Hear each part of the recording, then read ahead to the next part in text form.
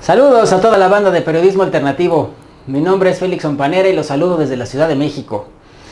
En esta ocasión para intentar responder o reflexionar al menos sobre una pregunta que muchas personas nos hemos hecho en algún momento de la vida. Si el 1% de la población es quien tiene sumido en la mierda al otro 99% de la población, ¿por qué solamente un porcentaje muy pero muy pequeño de ese 99% hace algo y todos los demás no hacen nada? ¿Por qué? Es que llama la atención el que siendo mayoría y simplemente uniendo nuestro esfuerzo podríamos terminar con ese 1% de una vez por todas y para siempre sin disparar un solo tiro. Con el simple hecho de unión y de hacer un poquito, ¿por qué nadie hace nada? Es que es de llamar la atención, ¿no? Voy a tratar de compartirles 3 respuestas que puede dar la psicología experimental. Esta llamada psicología de laboratorio, la cual no solamente se teoriza o se investiga, sino aparte se trata de verificar estas teorías en el campo, pero no nada más en el campo de lo social o de lo individual, sino en el laboratorio. Ya bastantes de ustedes han escuchado alguna vez estas 3 teorías, pero vamos a tratar de desmenuzarlas un poco más. La primera de ellas es aquella del doctor Martin Seligman y el doctor Stephen Meyer, que hicieron en los 70s. El doctor Seligman es uno de los creadores de la psicología positiva, una de las corrientes de la psicología pues más contemporáneas y más actuales, que bueno, pues veía que el psicoanálisis freudiano se basó nada más en ver la patología en la mente humana, pero pues perdió de vista el otro lado de la moneda. Y bueno, el señor Seligman, el doctor Seligman se dedicó a pues explorar y a tratar de verificar en el campo pues que existe esa parte. Bueno, ¿qué pasó con el doctor Seligman y el doctor Meyer? Pues en algún momento buscaban ellos el origen de la depresión y estaban buscando otras respuestas hacia la depresión y finalmente experimentaron con algunos animales en el laboratorio, pero el experimento que finalmente es el que les voy a transmitir, que es el que nos da mucha luz, no nada más a nivel psicológico, sino también sociológico y antropológico, que ha sido empleado por estas disciplinas también una vez que fue publicado, es el siguiente. Pusieron a un perro en un dispositivo que generaba descargas eléctricas. Estaba el perro ahí paradito, con un arnés y todo. De repente encendían una luz. El perro se hacía consciente de la luz que se encendía y un momento después, ¡pam!, aplicaba la descarga eléctrica.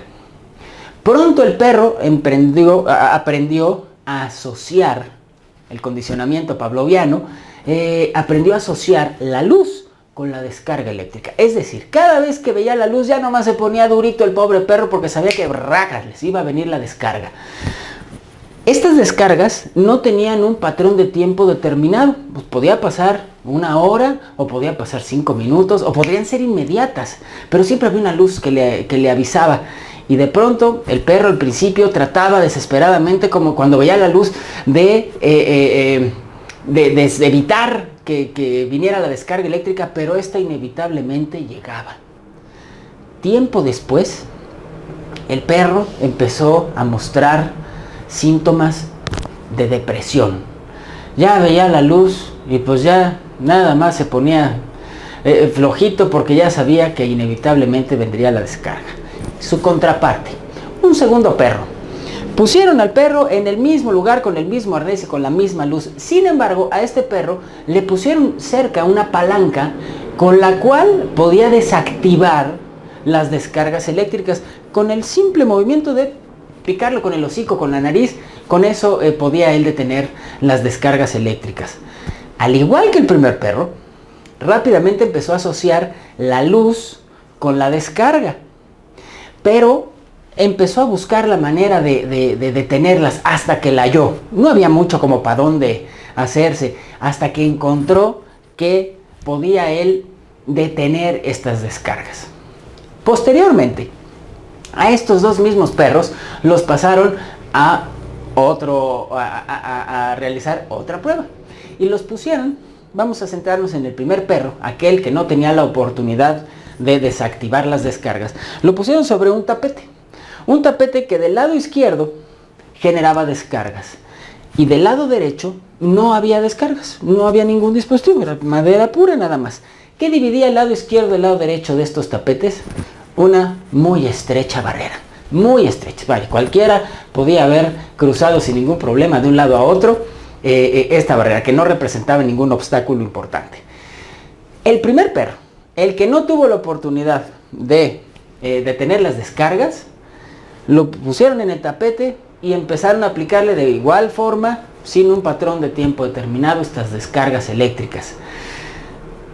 No hizo mucho por cambiarse de lado. Tenía la oportunidad, nada más, de pasarse hacia el otro lado del tapete y asunto arreglado. No hizo nada, vaya, ni siquiera el intento. Parecía que estaba en un estado de resignación absoluta de quedarse ahí. ¿Qué pasó con el segundo perro? El que aprendió a desactivar las descargas pulsando esta palanca con su hocico. Bueno, pues este perro, una vez que empezó el show de las descargas, intentó ver la forma de detenerlas hasta que entendió que si se pasaba para el otro lado ya no había descargas. Asunto arreglado. Vaya,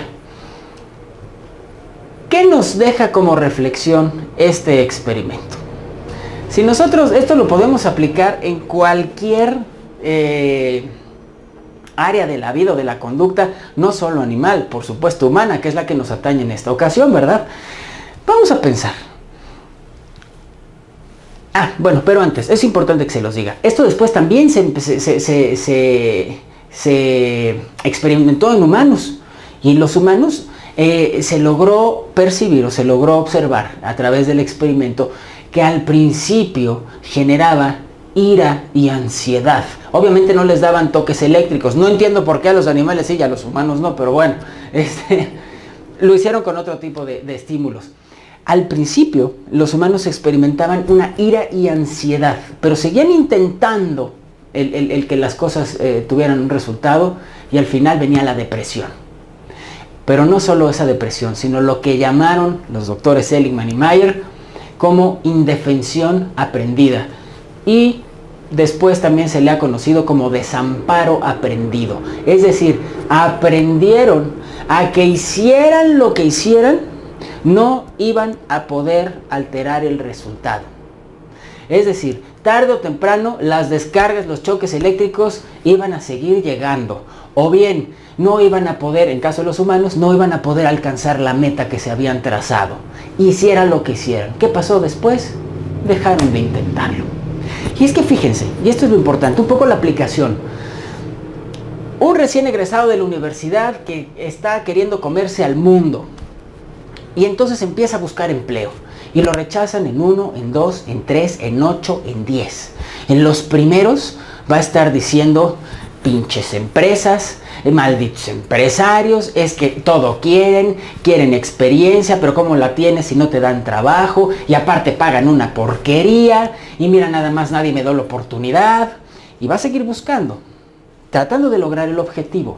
Y entonces vendrá la segunda fase. Primero la ira y la ansiedad, que es pinches empresas, qué es lo que quieren y no sé cuánto, La segunda, al seguir presentándose el fracaso, es decir, el no encontrar trabajo o el no lograr lo que está buscando, entonces vendrá la depresión. ¿Y cómo se manifiesta?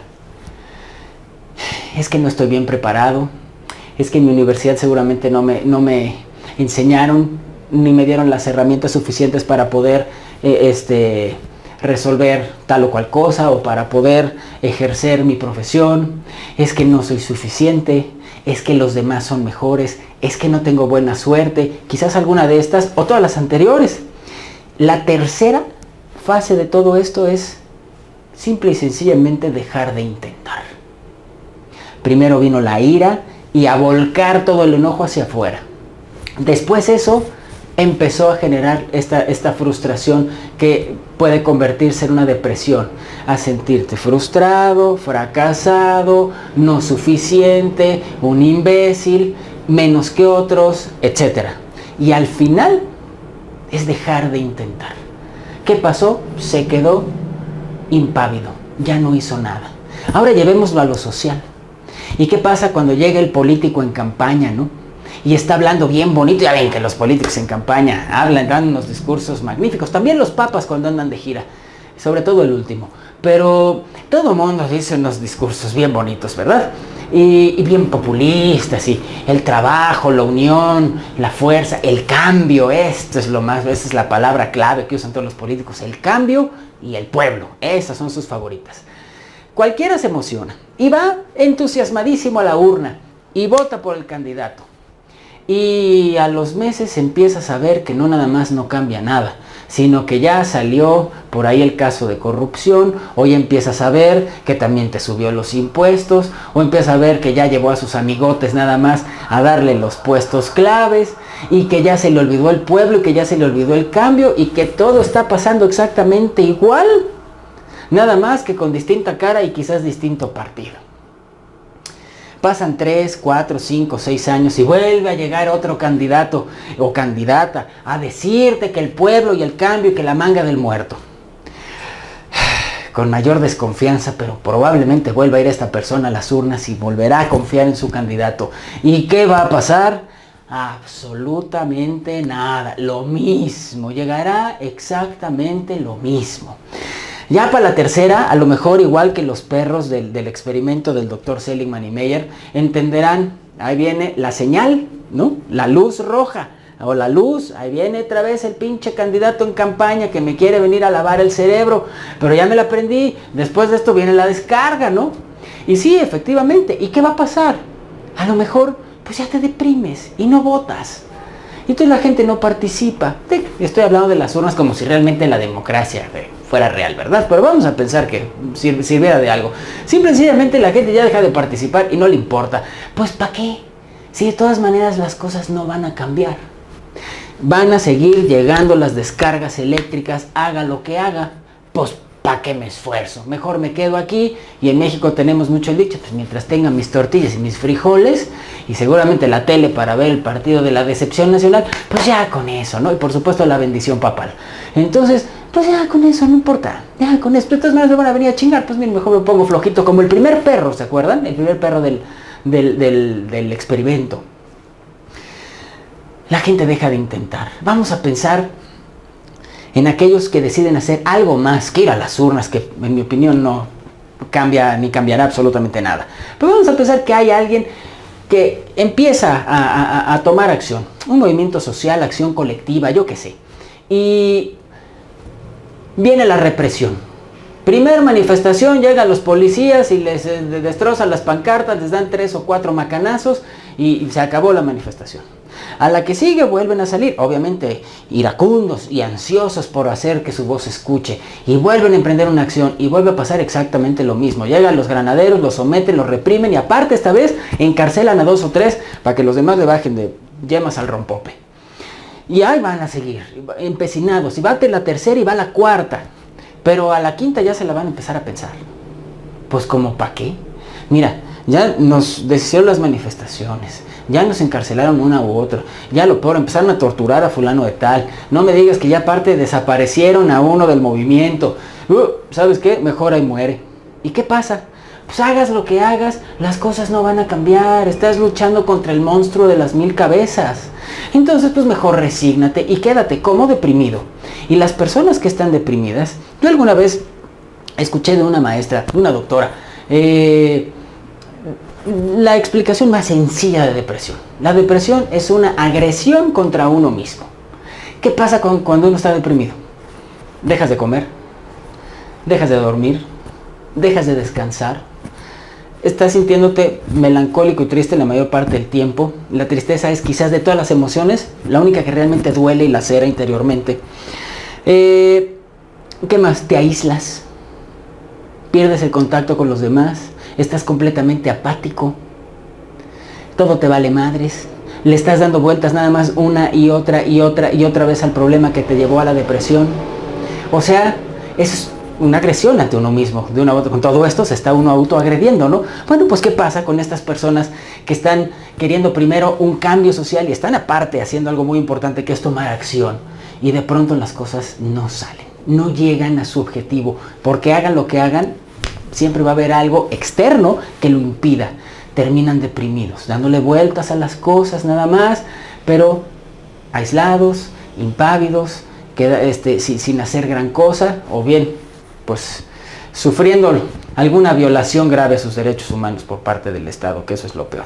Pero bueno, este experimento tiene una grandísima aplicación en lo social y nos puede ayudar a entender perfectamente bien cómo es que hoy la mayor parte de las personas parece que está completamente apática. Pues sí, es que hagas lo que hagas, las cosas jamás van a cambiar. Y no nos hemos dado cuenta que esto se llama indefensión aprendida. Subrayo la aprendida. Es algo que aprendimos, así como aprendiste a hablar, a caminar, etcétera, pues puedes aprender a hacer otras cosas, ¿verdad? Esto aprendiste a agachar la cabeza y entrar en un estado que no ponga en riesgo al sistema. Y es que toda esta represión y toda esta información que hemos recibido a través de todos los medios de comunicación, los noticiarios, las leyes y la experiencia de cada uno, realmente nos puede llegar a hacer dudar si podemos o no podemos. Pues la respuesta es muy clara: por supuesto que podemos. Nada más es cuestión de aprender a detener los estímulos que nos están lastimando. Y ya, nada más. Es cuestión de volver a confiar en nosotros mismos. Es cuestión de sacudirnos la depresión, sacudirnos el estado de pasividad y de resignación y sumisión absoluta al que han metido a la sociedad, para levantarnos y actuar. Pero para eso se necesita, en primera, ser consciente el proceso en el que nos metieron, y dos, estar dispuesto a cambiarlo. Y eso ningún candidato lo va a lograr, ningún líder religioso lo va a lograr, ni tampoco los marcianos, ni los extraterrestres, ni los intraterrenos, ni nadie lo va a lograr. Eso lo tiene que lograr cada uno de nosotros.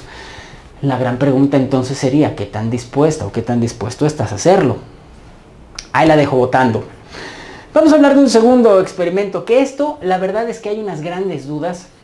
Digo, tratando de ser serios y objetivos, hay unas grandes dudas de que se haya realmente llevado a cabo como nos lo cuentan. Sin embargo, se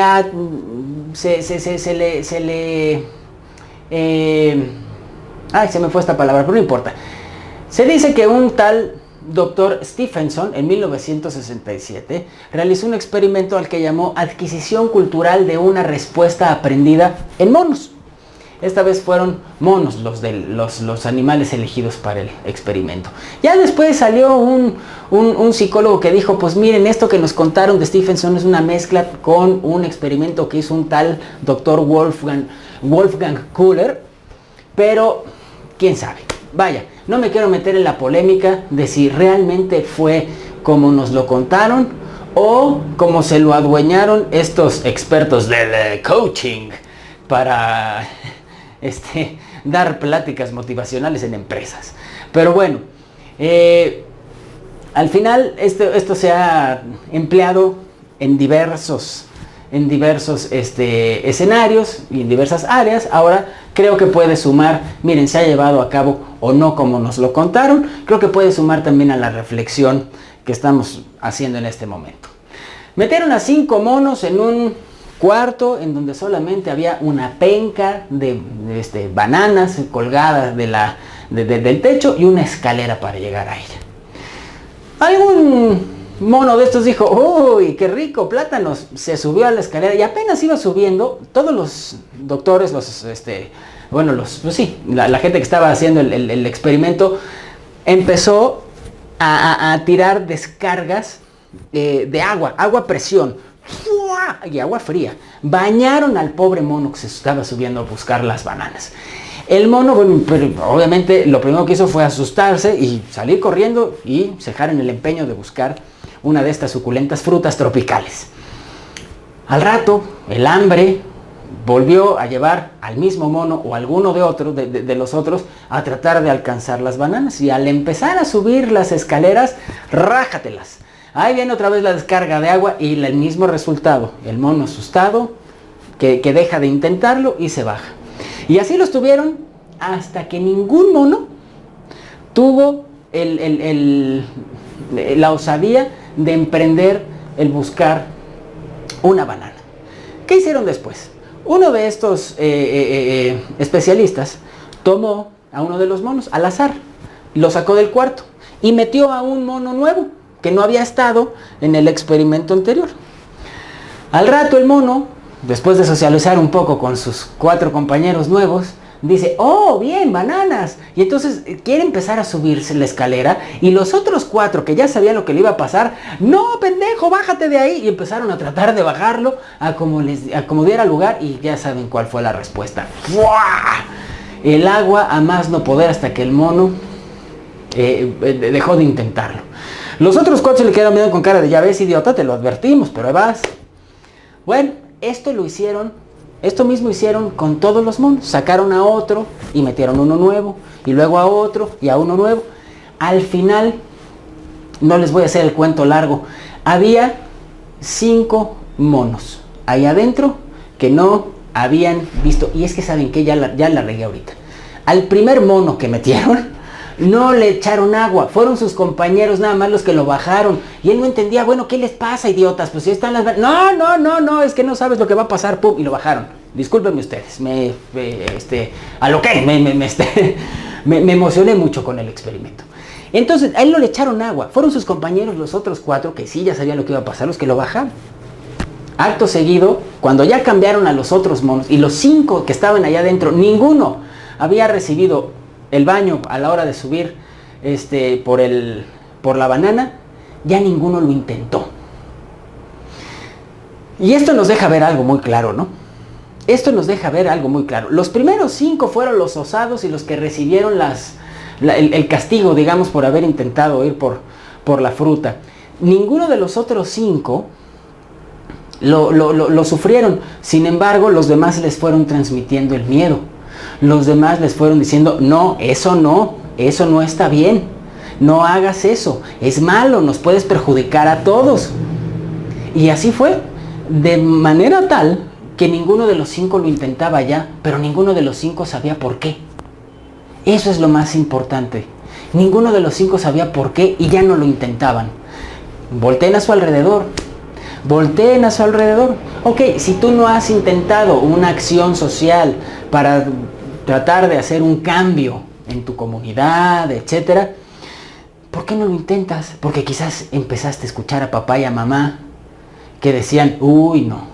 Y es que a fulanito lo desaparecieron. Uy, no, porque nos van a agarrar a patadas los policías en la esquina. Uy, no, porque no va a pasar nada. Uy, no, porque es que eso es malo. Uy, no, mejor céntrate en estudiar y en echarle ganas a la escuela y en que te vaya muy bien para que cambies tu realidad. Es decir, mejor haz lo que el sistema te dice y quítate de estupideces, de rebeldías y de revoluciones, porque eso es de gente estúpida que no va a pasar nada y nomás te vas a poner en riesgo y nos vas a poner en riesgo a nosotros.